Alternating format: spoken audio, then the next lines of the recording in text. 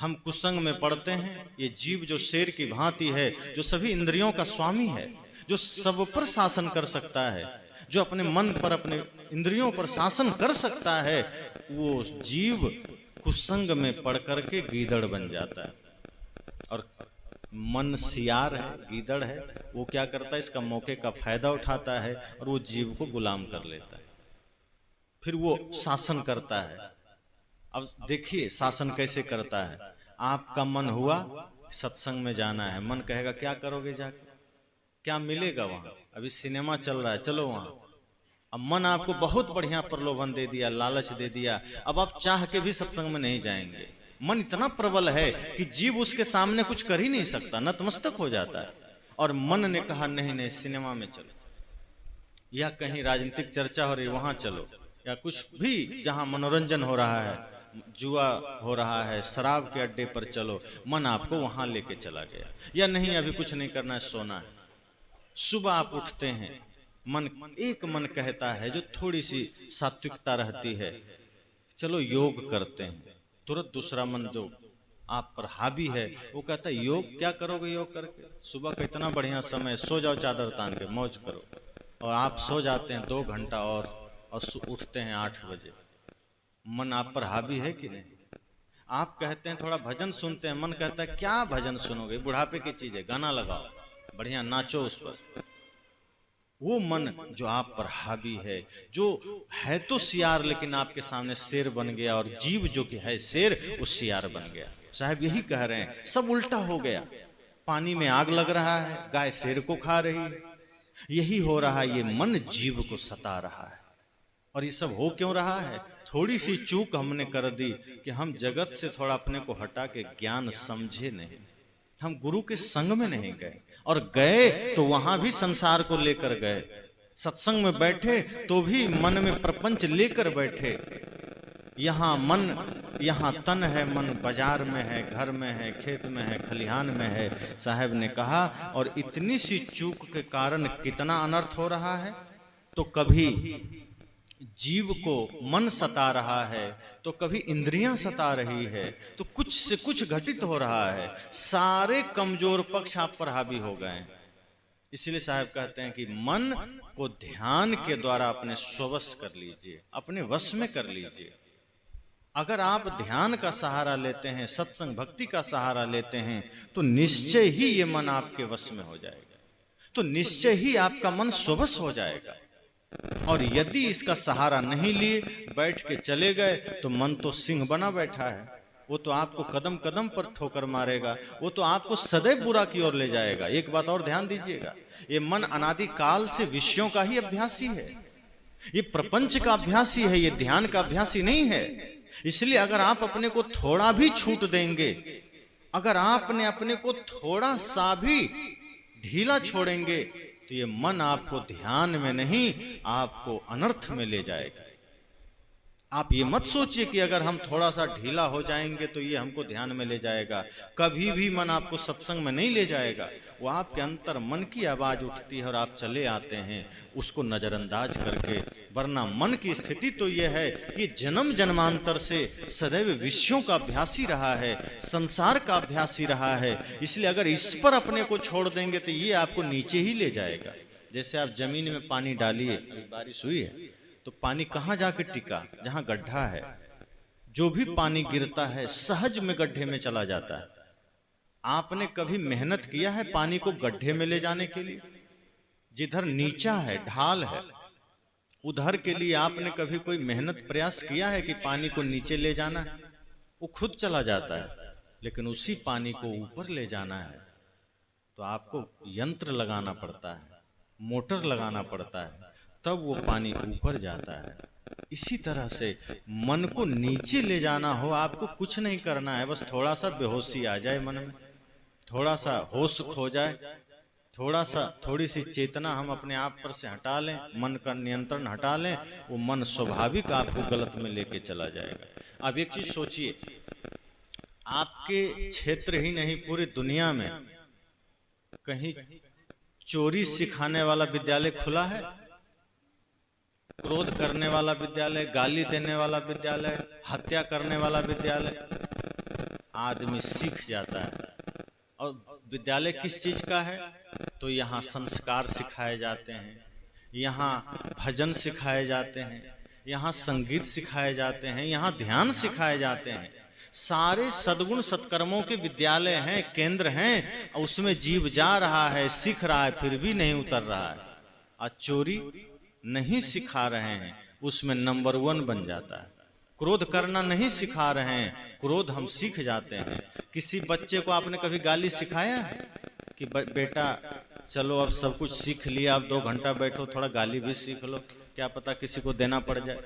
कभी ऐसा हुआ कि किताब में लिख के दिया कि चलो आज 10 गाली याद करो, फिर कल और देंगे? वो कहाँ से सीख लिया? अब भजन लिख के देते हैं, कविता लिख के देते हैं, याद करो, और वो याद नहीं कर पाता, सिर खुजलाता है। गाली आप कहते हैं बेटा कभी गाली मत देना, और वो गाली धारा प्रवाह देता है, रिपीट भी नहीं करता, घंटों भर गाली देता रहेगा।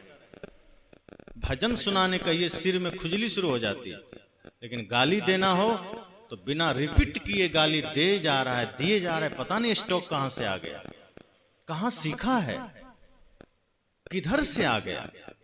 इसलिए कहते हैं गलत चीजें सीखी नहीं जाती, उससे कहीं से आपको ट्रेनिंग नहीं लेना पड़ता। मन को थोड़ा सा ढीला करेंगे, वो वहां का अभ्यासी है, वो खुद चला जाएगा। अब गलत मार्ग में एक बार मन चला गया तो लौटना बड़ा कठिन है। आदमी कब चोर बन जाता है खुद उसे पता नहीं चलता, आदमी कब हत्यारा बन जाता है खुद पता नहीं चलता। बस वो थोड़ा सा असावधान होता है और वो गलत रास्ते पर चला जाता है। वो थोड़ा सा असावधान हुआ और बुराई के रास्ते पर चलते चला जाता है। उसने कभी प्रयास थोड़े किया है, उसने लक्ष्य थोड़े बनाया है। कितने भी बच्चे बैठे हैं जो चोर हो भी गए हैं, जो डाकू हो भी गए हैं, उसको पूछिए कि क्या तुमने बचपन में सपना देखा था कि नहीं मुझे तो बड़ा होकर डाकू बनना।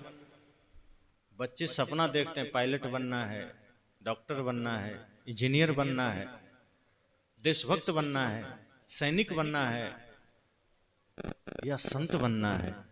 चोर डाकू बनना है ये सपना तो कोई नहीं देखता। वो बन कैसे गया? और उसका कोई कोर्स भी नहीं है कि चलो 2 साल का कोर्स है करके बढ़िया वहां से डिग्री ले आया कि बहुत अच्छा चोर बन गया, इंटरव्यू दे के बन गया। ऐसा नहीं है।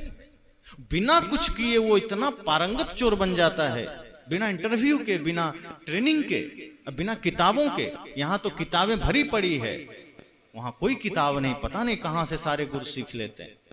ये मन का कमाल है, क्योंकि ये मन अनादिकाल से उन्हीं चीजों का अभ्यासी है। और इसको बस आप थोड़ा सा ढीला करते हैं, जैसे ही लगाम हल्का ढीला किए मन दौड़ के वहीं चला जाता है। और एक बार चला गया लौटना बड़ा कठिन है।